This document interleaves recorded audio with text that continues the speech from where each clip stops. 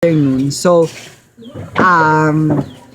etong mukha natin kala mo simpleng ganda lang.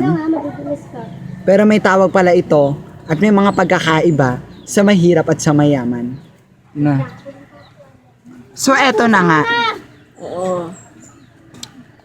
Etong noon natin, ang tawag ng mga mahihirap ay noo, tulad ko. Pero, ang tawag ng mga mayayaman dito ay forehead. So, ano bang masama doon?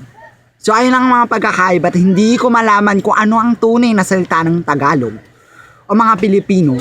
Dahil tayo mga Pilipino, kahit tayo mayaman, Saan di be?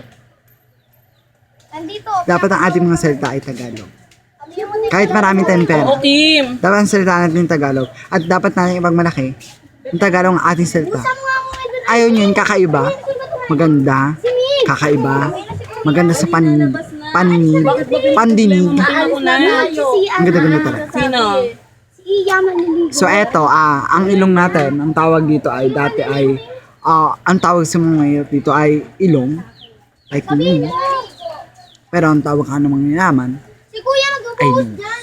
Saan mo yan dito? So yon, ang tawag dito sa labi natin dati Ewan ko.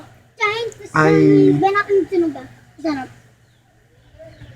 ayun lang naman ang mga pagkakaiba ng mga mayayaman at may hirap.